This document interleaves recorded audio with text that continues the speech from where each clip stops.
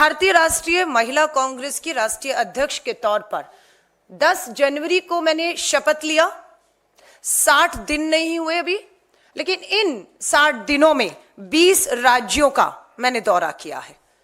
इस 20 राज्यों में जहां मैं गई वहां हमने अपनी प्रदेश कार्यकारिणियों की बैठक की और राज्य में महिलाओं से जुड़े मुद्दों पर बात की।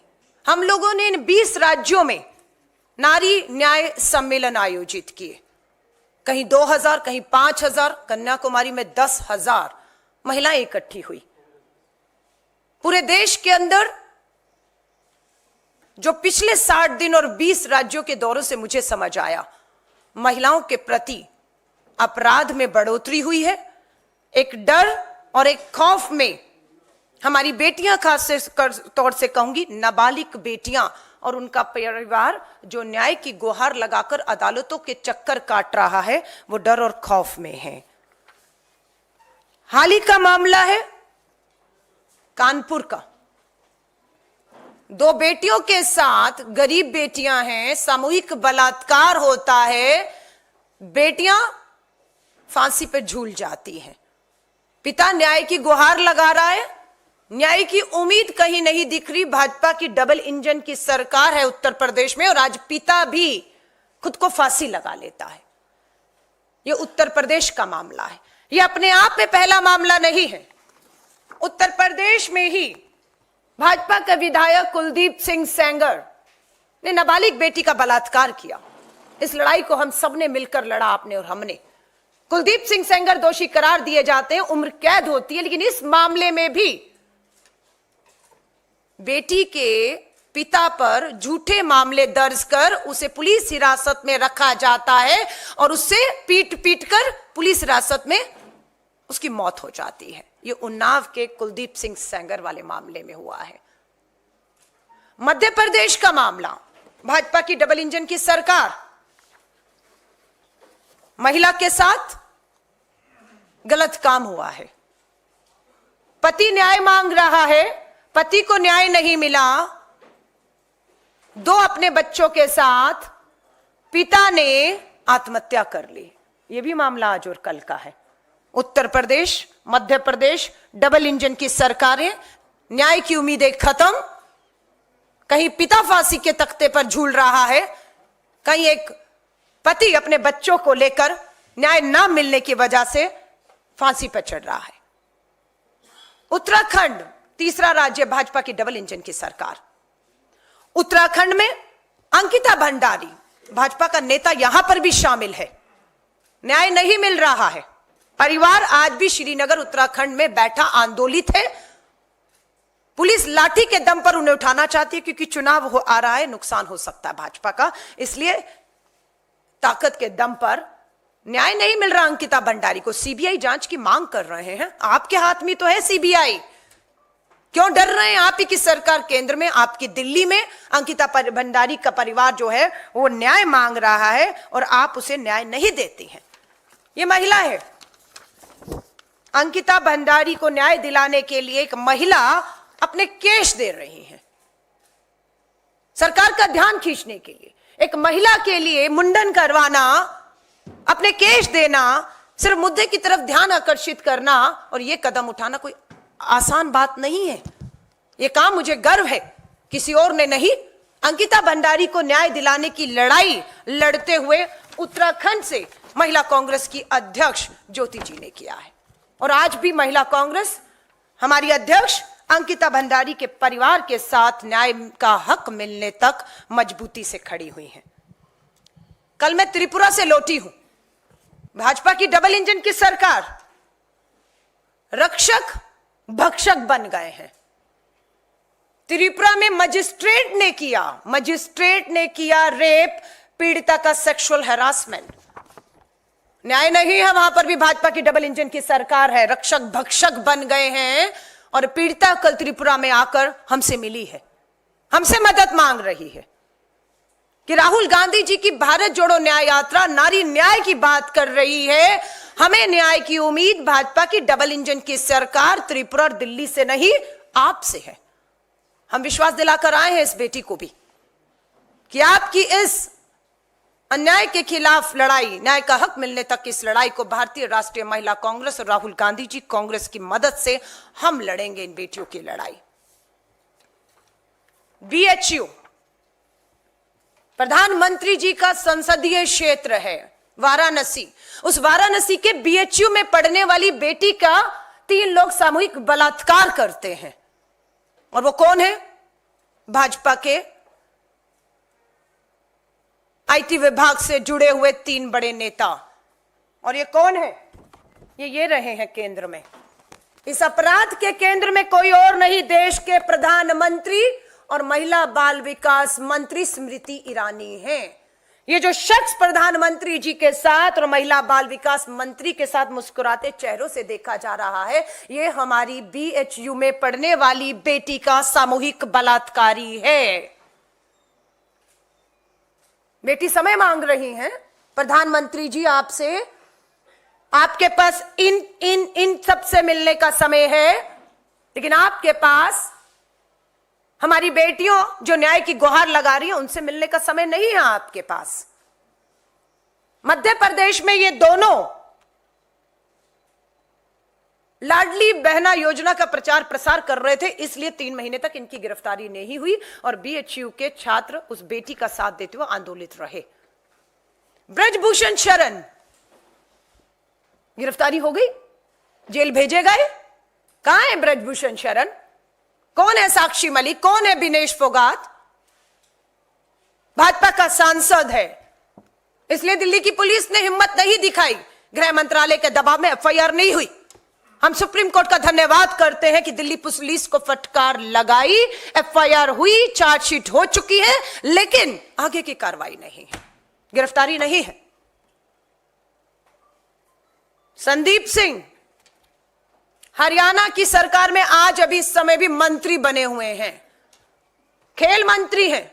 महिला कोच ने गंभीर यौन उत्पीड़न के आरोप लगाए, एफआईआर हो गई, लेकिन Delhi police, Uttar Pradesh police, Uttarakhand police, Tripura police, Gujarat police, Manipur police की तरह यहां की भी पुलिस की हिम्मत नहीं, क्योंकि मंत्री है, मंत्री के पद पर बैठा है कि इससे पूछताछ, इसकी गिरफ्तारी करके बेटियों को न्याय वो दिला सकें। राम दुलारे भाजपा के विधायक हैं, नाबालिग बेटी के बलात्कार का दोषी इन्हें भी कुलदीप सिंह सेंगर की तरह करार दे दिया चुका है। भाजपा के सम्मानित सदस्य आज भी हैं। फास्ट ट्रैक कोर्ट बना दी है, प्रधानमंत्री जी का दावा था, स्पेशल कोर्ट बना दी गई है। नाबालिग बेटी के बलात्कारियों को फांसी दी जा रही है। 10 साल में 10 नाम ये सरकार नहीं गिना पा रही जिन्हें आपने नाबालिग बेटियों के साथ जघन्य अपराध में फांसी के झूलों पर झुलाया हो। हम चुनौती देते हैं, 10 साल लड़े। राम दुलारे के ने जिस नाबालिग बेटी का बलात्कार किया था, 10 साल लग गए इसको साबित करने में। इस 10 साल में इस पीड़ित परिवार पे क्या गुजरी, कितने दबाव से, अपनी जान खतरे में डालकर भी वो लड़ते रहे। ये सारे चेहरे केंद्र में प्रधानमंत्री जी कहे, केंद्र में महिला बाल विकास मंत्री कहे, भाजपा का विधायक, भाजपा के सांसद, भाजपा के मंत्री इसमें है। और ये है असली मोदी जी का परिवार। मोदी जी इन सबने भी लिखा है अपने अपने सोशल मीडिया हैंडल में, मोदी का परिवार। ये है मोदी का परिवार, ये है मोदी जी का परिवार। 20 राज्यों में हमारी बहनें न्याय मांग रही हैं, न्याय की कहीं कोई उम्मीद नहीं है। दिल्ली में, राजधानी दिल्ली, गृह मंत्री जी पूछ रहे हैं, आपकी पुलिस थाने में बैठा एसआई, एफआईआर दर्ज नहीं होती है। पीड़ित महिला जा रही है, एफआईआर दर्ज करो। एफआईआर दर्ज तब करेंगे जब आप उनकी इच्छा के मुताबिक काम करेंगे। थाने में बैठा एसआई और एसएचओ भी शिकायत दर्ज करने के बदले में एवज में ये कर रहा है, सेक्सुअल यौन उत्पीड़न और अत्याचार। पौंडेचेरी नाबालिग बेटी है, दलित परिवार से है, सामूहिक बलात्कार करके उसको नाले में फेंक दिया गया। कल नाले से उस नाबालिग बेटी जो दलित है उसकी लाश निकाली गई है। किसकी सरकार है पौंडेचेरी में? क्या देश के प्रधानमंत्री को अपनी इन सारी सरकारों में जघन्य अपराध बेटियों के लिए हो रहे हैं उस पर बोलना चाहिए या चुप रहना चाहिए? मैंने आपको बताया जज रक्षक भक्षक बने हुए हैं। एसएचओ ने महिला इंस्पेक्टर को छेड़ा, विभाग चुप बैठा हुआ है। महिला जज उत्तर प्रदेश में, वो भी महिला जज सेक्सुअल हैरासमेंट के आरोप लगा रही है। न्याय नहीं है, न्याय नहीं है। मैं चुनौती देकर कहती हूं, देश की महिला बाल विकास मंत्री, देश की महिला आयोग की राष्ट्रीय अध्यक्ष, भाजपा महिला मोर्चा की अध्यक्ष, चुनौती देती हूं कि अगर महिला कांग्रेस, जो मेन कांग्रेस का हमारा महिला कांग्रेस की हमारी पूरी टीम ने मात्र 60 दिन में 20 राज्यों में जाकर पीड़ित महिलाओं के खिलाफ हो रहे अन्याय अत्याचार के खिलाफ 60 दिन में 20 राज्यों के दौरे निजी तौर पर मैंने किए। मैं चुनौती देती हूं इन्हें, स्मृति ईरानी जी जारी करिए अपनी अपनी यात्राओं का। चुनौती देती हूं, 10 साल से आप मंत्री हैं केंद्र में, आपकी महिला आयोग की अध्यक्ष से पूछना चाहते हैं, देश जानना चाहता है कि आप पिछले 1-2 महीने में किन राज्यों के दौरों पर गई, किन पीड़ितों से आप मिली, कितनों को आपने न्याय दिलाया है। आज चुनौती देकर भाजपा को कह रही हूं, तीनों महिलाएं, भाजपा महिला मोर्चा की अध्यक्ष हो, भाजपा के राज में महिला बाल विकास देश की मंत्री हो या महिला आयोग के अध्यक्ष से कहते हैं बताइए। लेकिन चुप और खामोशी की वजह यह है कि अधिकतर राज्यों में भाजपा की डबल इंजन की सरकार है, इसलिए चुप है। इसलिए चुप है क्योंकि अपराधी को या तो सत्ता का संरक्षण प्राप्त है और या अपराधी बेटियों के दोषी सत्ता के भागीदारी है। यह कारण है कि खोखले नारे सुन सुनकर बेटी बचाओ की हकीकत यह हो गई कि अब बेटियों के दोषियों को बचाने का काम पिछले 10 साल में हुआ है। हरियाणा में एक बाबा बलात्कार हत्या के दोषी करार दिए गए हैं। उस बाबा को 9 बार पैरोल देकर छोड़ने का काम किसने किया? भाजपा की सरकार ने किया है। हरियाणा हाईकोर्ट का धन्यवाद करते हैं, संज्ञान लिया, गंभीरता जानी और फटकार लगाई हरियाणा की पुलिस को, हरियाणा की सरकार को कि बिना कोर्ट की अब इजाजत के आप उस बाबा को पैरोल पर नहीं छोड़ेंगे। गुजरात के बिल्किस बानो मामले में 11 सामूहिक बलात्कारी हत्यारों को दिल्ली में 15 अगस्त 2022 का दिन था। प्रधानमंत्री जी का नारा था आजादी का अमृत महोत्सव। उसी लाल किले से आजादी का अमृत महोत्सव, जिस लाल किले की प्राचीर से बेटी बचाओ का नारा दिया था, अमृत महोत्सव आजादी का। और उसी दिसंबर 2022 गुजरात विधानसभा के चुनाव से पहले यहां नारा दिया जा रहा था आजादी का अमृत महोत्सव, और वहां पर बिल्किस बानो के बलात्कारियों को 11 को रिहा करने का काम भाजपा की डबल इंजन की सरकार कर रही थी। फिर यहां सुप्रीम कोर्ट का धन्यवाद करते हैं, बेटी गई अदालत की चौखट पर न्याय मांगने के लिए और न्याय हुआ।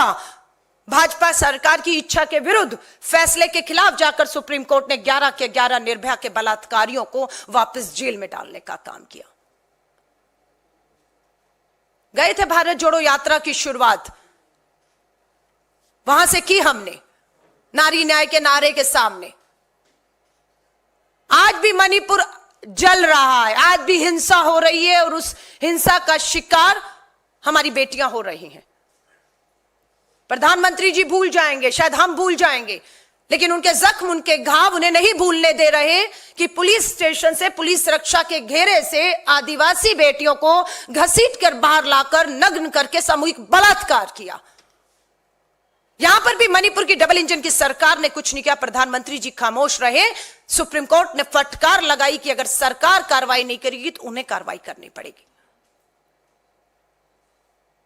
यह देश की आज एक असली हकीकत है। हेडलाइन है, 10 साल बाद भी निर्भया फंड का 30% भी खर्च नहीं हुआ है। 2012 में हमारी सरकार थी, निर्भया हुआ था, कमेटी बैठाई, दोषी आज हमारे बीच में नहीं है, फांसी के तख्तों पर झूल गए हैं। निर्भया फंड बनाया, 10 साल से उस निर्भया फंड पर कुंडली मारकर भाजपा की बेटी बचाओ के खोखले नारे देने वाली सरकार बैठी है।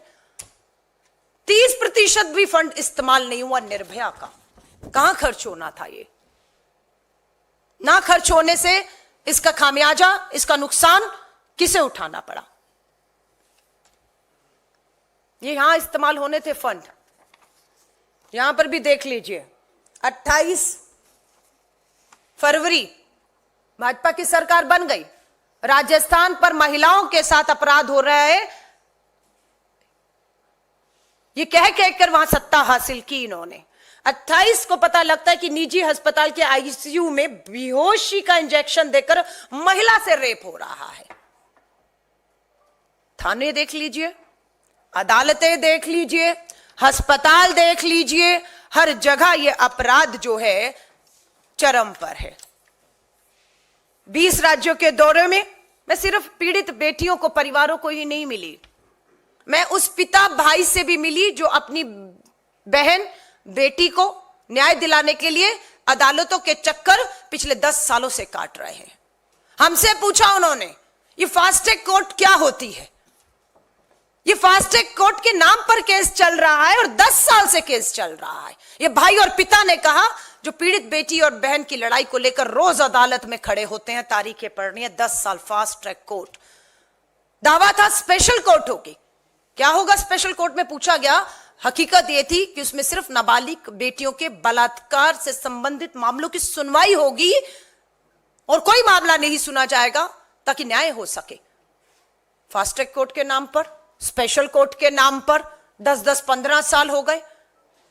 गवाहों को, पीड़ित के परिवार को दबाव दिए जा रहे हैं, मामले वापस लेने पर मजबूर किया जा रहा है। और यह सब भाजपा की सरकारों में इन अपराधियों को संरक्षण प्राप्त है, वरना इतनी हिम्मत नहीं हो पाती। इन 20 राज्यों में जिन भाई और पिता से मैं मिली हूं, जिन पीड़ित बेटियों से मिली हूं, और मैं आपके सामने सच बोल रही हूं, ये मांग बेटियों की तरफ से, पीड़ित बेटियों की तरफ से नहीं, ये मांग पीड़ित के जो नाबालिग बेटी, खास तौर से कहूंगी नाबालिग बेटी का, जिसका सामूहिक बलात्कार हुआ है और जिसके पिता भाई चक्कर काट रहे हैं, उन्होंने कहा कि जब तक सख्त सजाएं नहीं होंगी इस देश में, डर और खौफ सजाओं का पैदा नहीं होगा, यह अपराध नहीं थमेगा।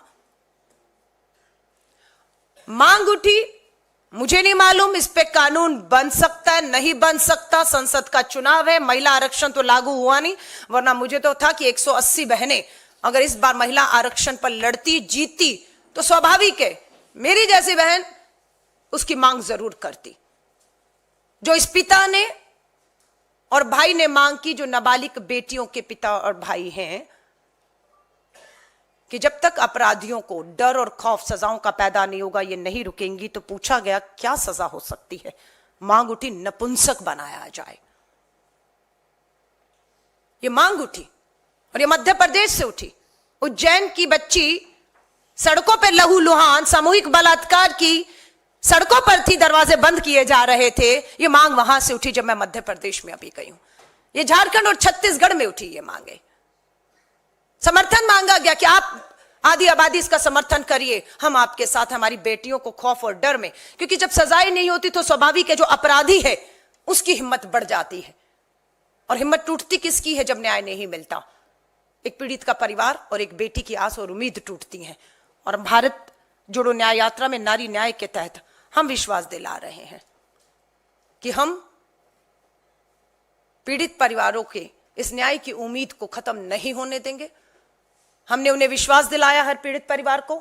उन्हें हमसे अगर कानूनी सलाह में मदद चाहिए, वकील चाहिए, आर्थिक मदद चाहिए, उनकी हिम्मत, उनकी ढाल बनकर कि उनको ब्लैकमेल किया जा रहा है, दबाव किया जा रहा है, हमारी महिला कांग्रेस उनके घर हमेशा नजर रखेगी, कौन आ रहा है, कौन जा रहा है, कोई दबाव तो नहीं है। अगर हुआ तो हम इनका जीना जो है वो दुर्भर करने वाली है। 25 राज्यों में नारी न्याय सम्मेलन हुए और अब हम 8 मार्च अंतर्राष्ट्रीय महिला दिवस से नारी न्याय पदयात्राएं शुरू करने जा रहे हैं। पूरे देश के 750 से अधिक जिलों में, ग्रामीण और जो है शहरी मिलाकर जो भी जिले हैं सब में नारी न्याय पद यात्राएं हम शुरू करने वाले हैं। मकसद सिर्फ एक है इन नारी न्याय पद यात्राओं का कि पीड़ित परिवार के घर और दहलीज तक पहुंचना, उनका हाथ थामना, उन्हें हर तरीके की मदद देना, ताकि इस लड़ाई को हम सब समाज में मिलकर लड़ सकें, ताकि कोई पिता, कोई भाई, कोई पति इस तरीके से फांसी के तख्तों पर झूलने पर मजबूर ना किया जा सके। सो आप सभी से कहूंगी, भारतीय राष्ट्रीय महिला कांग्रेस शर्मसार हुई, पूरा देश शर्मसार हुआ जब एक विदेशी नागरिक के साथ जो 150 देशों की यात्रा करके, सफल यात्रा करके भारत की धरती पर आते हैं और इस भारत की धरती पर उस विदेशी स्पेनिश कपल के साथ सामूहिक बलात्कार उसका होता है। क्या भारत की छवि बन रही है विश्व के सामने कि हवस के भूखों के दिमाग में कोई डर और कोई खौफ किसी का भी नहीं है कि कोई भी इनका कुछ बिगाड़ सकता है।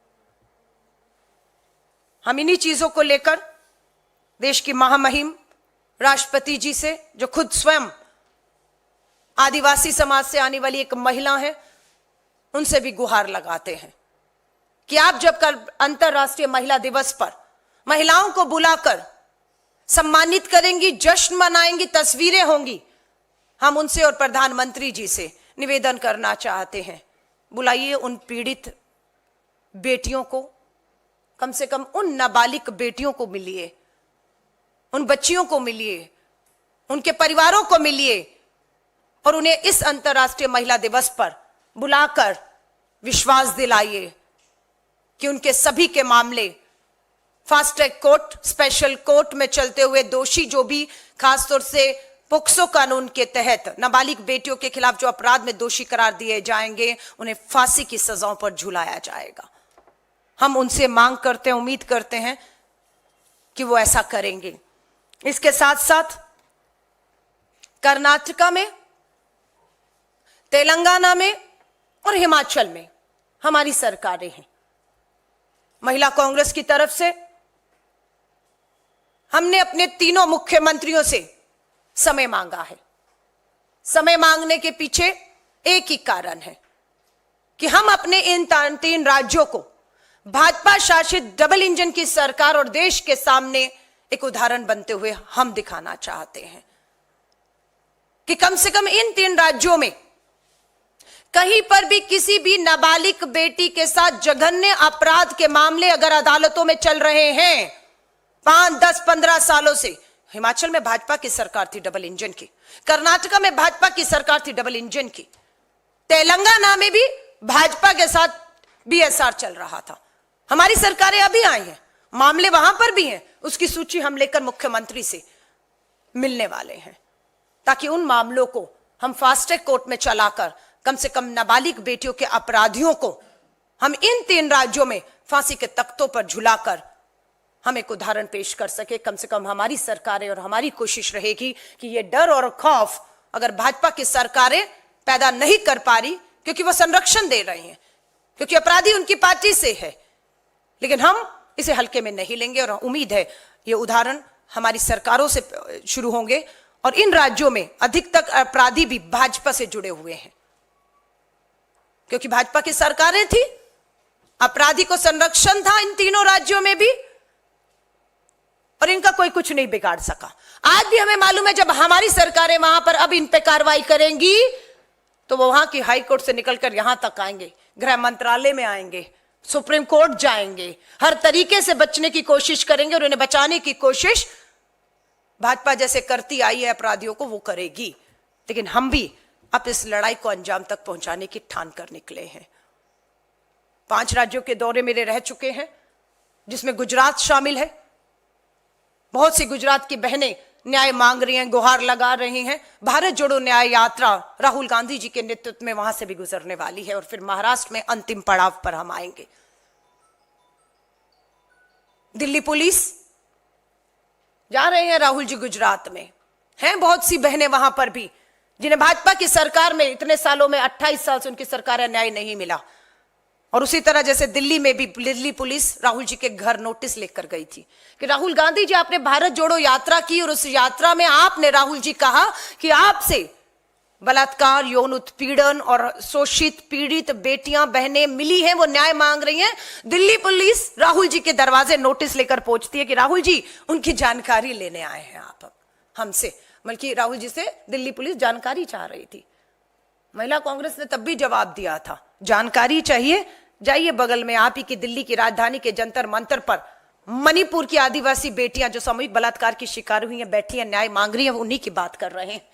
जाइए आप ही के बगल में हरियाणा की साक्षी मलिक, विनेश फोगाट न्याय मांग रही है। जाइए, ये यात्रा हरियाणा से भी गुजरी थी, फिर पहुंची थी जम्मू कश्मीर, जहां पर यह बयान दिया था। वो बेटियां जंतर मंतर पे बैठी।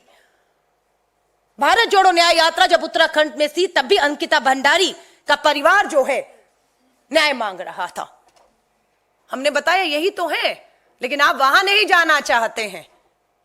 आप राहुल गांधी जी को नोटिस देकर पूछ रहे हैं कौन है, बताइए। हाँ, सो इन सब चीजों से मैं कहूंगी मजबूती के साथ भारतीय राष्ट्रीय महिला कांग्रेस, भारतीय राष्ट्रीय कांग्रेस के शीर्ष नेतृत्व का पूरी तरीके से हमें हमारे राष्ट्रीय अध्यक्ष मल्लिकार्जुन खड़गे साहब कहें, श्री राहुल गांधी जी पूर्व कांग्रेस अध्यक्ष कहें, पूर्व कांग्रेस की अध्यक्षा श्रीमती सोनिया गांधी जी कहें, संगठन महामंत्री केसी वेणुगोपाल जी, लगातार मैं देख रही हूं महिला कांग्रेस को ताकत देने का काम कर रहे हैं। सो मैं उनका धन्यवाद करती हूँ। और इस लड़ाई को, इस आधी आबादी की लड़ाई को, जिन्हें न्याय दिलाने की जिम्मेदारी अब महिला कांग्रेस और हमारे सबके कंधों पर आई है, हम सिर्फ आपके माध्यम से एक ही उनको संदेश देना चाहते हैं, आप निराश मत होइए, आप हिम्मत को मत हारिए, न्याय होकर रहेगा। और ये न्याय महिला कांग्रेस आपको दिलाएगी। श्री राहुल गांधी जी का ये संकल्प है। उसके साथ हम अब भारत जोड़ो नारी न्याय यात्राओं के माध्यम से उन परिवारों तक पहुंचने के प्रयास कल से शुरू करने जा रहे हैं।